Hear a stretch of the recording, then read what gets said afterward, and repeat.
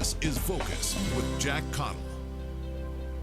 Good evening, I'm Jack Cottle. Welcome to this month's edition of Focus. This month we're talking about the two marijuana measures that South Dakota voters will be deciding on this November. We have four guests with us today to talk about that. Captain Tony Harrison, he is with the Pennington County Sheriff's Office. He's been in law enforcement for almost 24 years, spent 8 years with the Unified Narcotics Enforcement Team. Christopher Dietrich, a doctor with Rehab Doctors here in Rapid City, former president of the South Dakota State Medical Association. He chaired their Committee on Medical Marijuana. Also, Melissa Metley, she is the executive director of New Approach South Dakota, the campaign manager for Initiated Measure 26, and also Chuck Parkinson. He describes himself as an advocate and endorser of both Initiated Measure 26 and Constitutional Amendment A. A little history before we get there.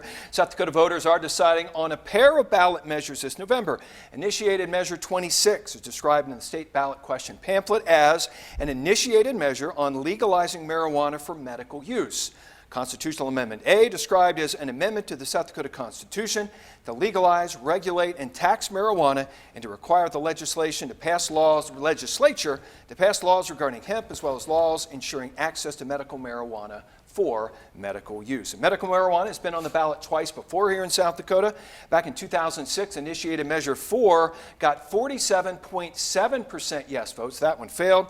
4 years later in 2010, Initiated Measure 13 got 36.6% yes votes. Chuck Parkinson, I want to thank you for coming up. We're going to start with you. As you look at the advantages and disadvantages of legalizing marijuana, you an endorser, what do you see as the advantages of doing that here in this state? Well, thanks for having me today, Jack. I think the number one thing we have to look at is the advantages are we have a situation where arrests for possession of marijuana is a serious issue throughout the country. In South Dakota, we have some of the strictest laws that exist. Ingestion, we're the only state in the country that has an ingestion law that can lead, there's a felony, can lead to a year in jail. I think what's happened is we have spent an incredible amount of money on enforcement activities and very little money on rehabilitation, prevention, and treatment. And I think our priorities are no longer in order. I do want to say I'm probably the last guy, people who know me say I would be in this position because I began my career working for the Senate Appropriations Subcommittee as a staff director that appropriated the first direct funding for the war on drugs in 1983. And we then went on to spend billions and billions of dollars at the federal level. We spend an incredible amount of money at the local level as well. And I think the advantages are law enforcement. Tony may have a different perspective on this one, but I think that we spend a lot of effort on these sorts of activities where we could be directing to other areas from legalization. But the biggest issue I have on this is the fact is we're ruining families. We're breaking families up. We're paying both ways. We're paying when we arrest people, when we incarcerate people. If it breaks up a family and it's a mother who has children, we're then paying social service costs as well. And I think that's important. But the other thing that I think is really important is the economic benefit from it. Of the 11 states that have legalized marijuana usage and the 33 who have medical marijuana, they've seen incredible increases in revenue. The Legislative Research Council estimates in the first 4 years, by 2024 we will have $60 million, and by 2030 we will raise $250 million. And that means there aren't any tax increases for you and I, and this is money that we spent, and 50% of that money will go to education, 50% will go to the general fund so the legislature can expend money on other programs from that standpoint. Now, you said people would be surprised to find you going over to that side. What was it that made you make that move over to the other side? I think the one thing that happened as I looked at things as it went on, and I saw the one thing I think probably more so than anything is that the breaking up of the families that we see. And the fact is that if you're arrested in a felony marijuana possession, chances are of you trying to get a job, you run into problems. If you try to get a loan, you can run into problems. If you try to move forward with other activities, you can run into problems. And these are people that fall into this category. We want to have them to be part of our economy. They're part of our community. They have something to offer. We need to give them that opportunity to do that. And unless the laws are changed, They're in another world out there, and we're suffering. And they can be taxpayers. That's the other thing I look at it from this standpoint. The economic gain from this standpoint, I think, is very important. And Captain Tony Harrison, obviously you have a different view on this situation. As you look at marijuana, what are the disadvantages of that? Sure. Obviously, Jack, first of all, again, thanks for having me, and nice meeting you. Obviously, a lot of the disadvantages are the damage to the brain of the human being, especially the developing brain, is a big deal, and there is plenty of research out there to show that. I can give you a website later on to show you all kinds of the evidence of that. But of course, my bigger concern is the fact that we're going to be, Chuck talked about breaking up families, and he's 100% right. And so how better do we break up families and to provide another vice that they can spend their money on versus their own families and their kids? And that's exactly what happens. And we talk about tobacco and alcohol being so addictive, and they are. Why throw a third thing into the mixer that people are going to jump into to spend their hard-earned dollars on? Will it generate revenue for the state of South Dakota? It will. In 2018, Colorado generated less than 1% on tax revenue, which we all know if you do 1% pay raise this year, you're not going out and buying a new truck for yourself. You're just going to absorb that into the cost of living as you do for everything else. There's a lot of myths out there, I think, in terms of this fast money that's going to be made. It's going to be absorbed into the entire budget. And I'll end with this. The arrests for marijuana that we make in the South Dakota State Penitentiary, because I called the pen and asked them. There were 5 people in the South Dakota State Pen that had been there for more than 10 pounds of marijuana. That's 5 total in the entire South Dakota penitentiary system. That we are not putting people in jail for simple possession of marijuana anymore. It's a citation if we deal with it. So in my opinion, there's not near the concern of people going to jail because they have marijuana as there is them getting a citation, the same as they do for speeding or running a stop sign. Now, you mentioned the developing youth brain, and obviously one of the concerns is keeping this out of the hands of kids. How crucial is that, and how do you do that if these laws go forward? Well, it's not happening now. We know youth are using marijuana, and in Colorado, the amount of youth that's gone up is youth usage that has gone up is massively great. And you can look at the Rocky Mountain HIDA statistics to show you all of that. And so if they're using it at younger ages, by legalizing it, they're certainly not going to discourage that use, right? There's a lot of people out there that don't use certain items just because they know it's illegal. And if we check the box to say now it's legal, even for adults only, like everything else, alcohol, tobacco, youth are going to use it, and it is damaging to their brain, and that's a very great concern for us, and certainly our sheriff and our community. Chuck, how do you look at that as far as this goes with kids? How do you keep this away from kids, and how important is that to do? It's very important to keep it away from kids. The law is, the law is going to be written for age 21, adult usage. But the issue, I think, that I beg to differ a little bit with Tony on this is the fact that we have a situation where prohibition has never worked. It didn't work for alcohol. It drives underground. You can then find marijuana that might be tainted with other subjects. You have a situation where it's being run by, be it cartel, be it organized activities, but it's an underground situation that is the criminal activity, selling it illegally and people buying it illegally. If you get to the point of taking away prohibition, I honestly believe that you're going to see a change in the attitudes of things, and quite frankly, the use is problematic. It's going to continue, but the use is going to continue whether it's legal or illegal, in my mind, and I think that's proven by fact also. I don't honestly believe that you're going to see more kids under the age doing it, but that's my particular opinion. Now, we've seen this legalized in states all around us now. What have we learned from what's happened in those states that we may see here? I think the most important thing is we're not inventing the wheel here or reinventing. When this passes and we give the legislature the job of enacting legislation, they can use those things to learn from where those mistakes. We intend this to be that this is all hands on deck to come up with the appropriate regulations, and all stakeholders should be involved. People who are advocates for it, our law enforcement community, the legislative community, the medical community, all should come together to write these things in a way. That's the way the legislative situation is supposed to work. Doesn't always work that way, but I'm very hopeful, because this is such a dramatic change in law for this particular state, that those minds, even though they disagree, will come together to work out the best possible scenario. Is every law perfect? No, there are always unintended consequences that, unless you're just naming the post office. And even then, sometimes there are unintended consequences, because somebody's going to be mad that their name's on it and they're not.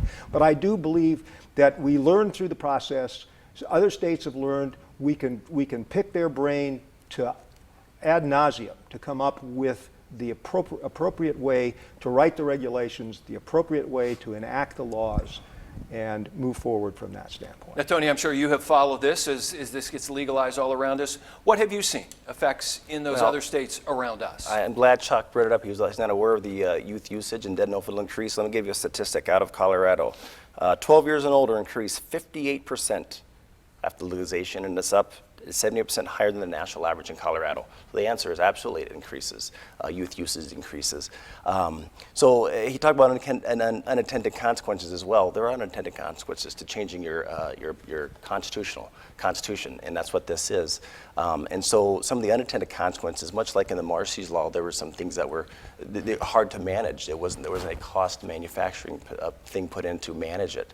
And so some of those unintended consequences will be the fact that there will be higher traffic crashes, because there are higher traffic crashes in Colorado. There are higher deaths where people are tested positive for marijuana. They're up percentages, and again, those are all numbers I can certainly give you, and I'd encourage you to put on the end of your story here, so people can look at those and see those themselves. All right, we are out of time with you guys. We could go for another hour or two and finish that, but we have two more guests. We will continue our look at the marijuana ballot measures coming up in November on this month's edition of Focus. I'm Jack Cotta. Welcome back to this month's edition of Focus, talking about the two marijuana measures that will be decided by voters here in South Dakota this November. Two more guests joining us now. Melissa Matley, she is the Executive Director of New Approach South Dakota, the campaign manager for Initiated Measure 26, which is the one that will approve medical marijuana here in South Dakota. And also Dr. Christopher Diedrich from the Rehab Doctors here in Rapid City, former president of the South Dakota State Medical Association, also chaired their committee on medical marijuana. Melissa, we're going to start with you as you look at it. What are the benefits of medical marijuana, and why do you feel this should move forward? Medical marijuana has a lot of benefits. It's actually interesting. I'd like to tell you a little bit about why I got into this.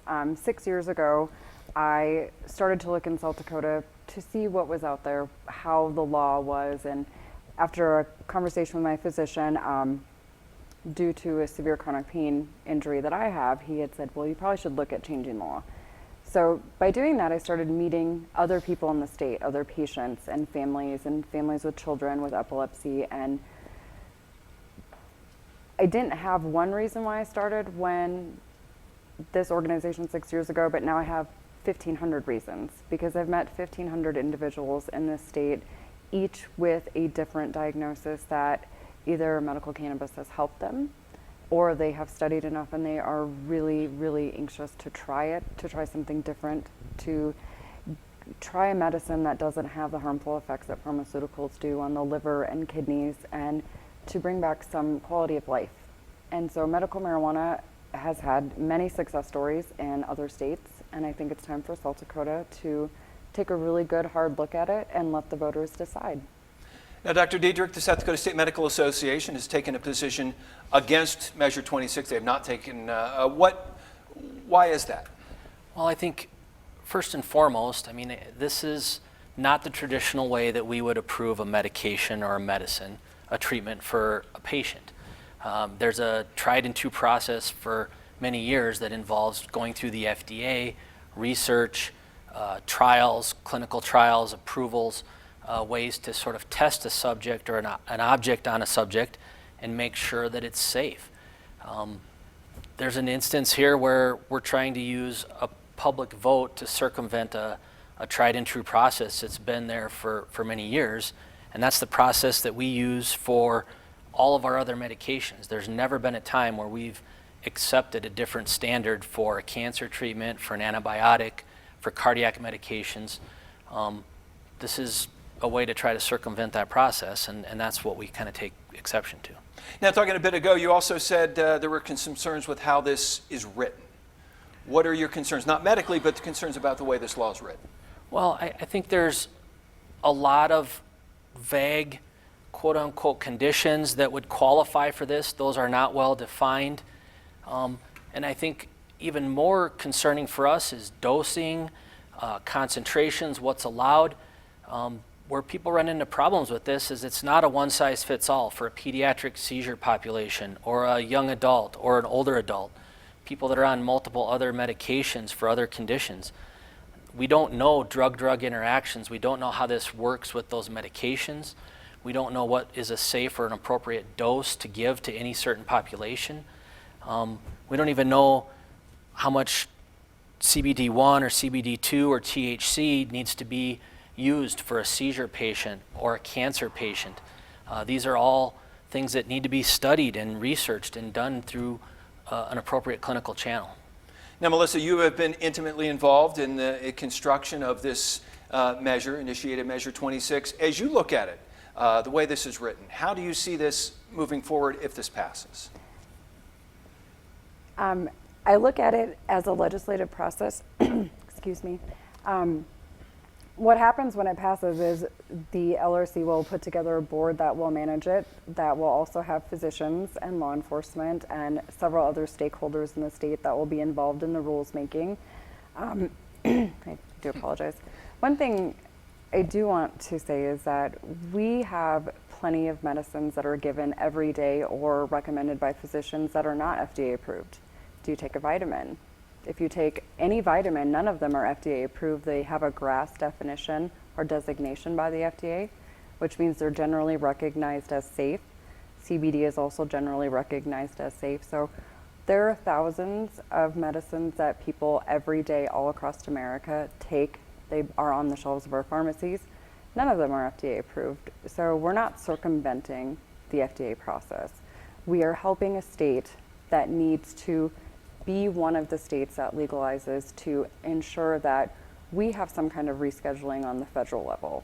What happened was in '37 they passed an act that the American Medical Association actually fought Congress on that stopped the research in the United States. So as more states come on board with medical access, we go forward and have the ability to go back to Congress and say, look at us, we'll be the 38th state in the nation to legalize medically.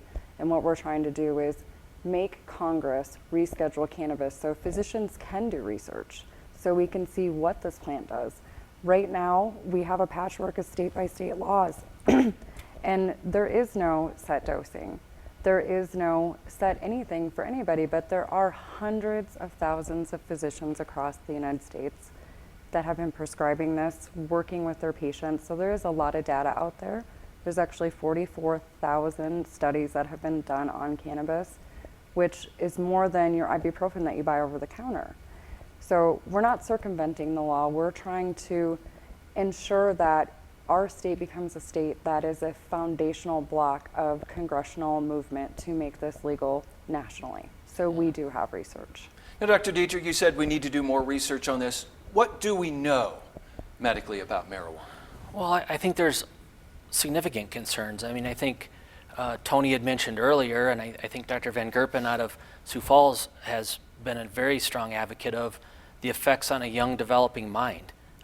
Teens and adolescents with a young developing brain, there seems to be a significant negative impact on this brain development. We know from several studies that there's a strong correlation with unmasking of psychoses and schizophrenia. That's very scary, somewhere between 8 and 13% increase in those conditions. Those are scary, scary conditions that once are happening and are present, you can't just turn off a switch and make that go away. That's scary. We would choose not to do that to our patients if that was something, we had a medicine that we knew had those side effects. We need to definitely think about what this does to our health system. In Colorado, Tony had referred to some data, but it's led to a significant increase in ER visits, in overdoses, in addiction, driving while impaired. There's a variety of problems that we see that affect our health system and increase the use and utilage of the system. Now, Melissa, he mentioned the effect on young people's brains. How do you keep this away from young people, people that are too young to have this if this passes? By smart legalization. You put it behind a counter where kids don't have access to it. But again, we have pharmaceutical companies that are making drugs derived from cannabinoids and are targeting our children with them. Epidiolex is one of those drugs that is specifically made for pediatrics, for epileptics. So we're in a conundrum here. The medical community says it's not safe, but they're prescribing drugs made from the same plant that they're telling us that is unsafe for the young brain, when the drugs that are made out of cannabis are for children. So we run into a lot of things that don't really match up with opposition and proponents on this issue. And I think what I'd like to leave us with is we have 37 states in the nation that are legal. Not one of them has repealed it. Not one state has made a true effort to turn back the clock on this. And I think that really is the truth and the proof for us. No state has ever tried to repeal legalization because it works. Medically, what have you heard about in other states that have approved this?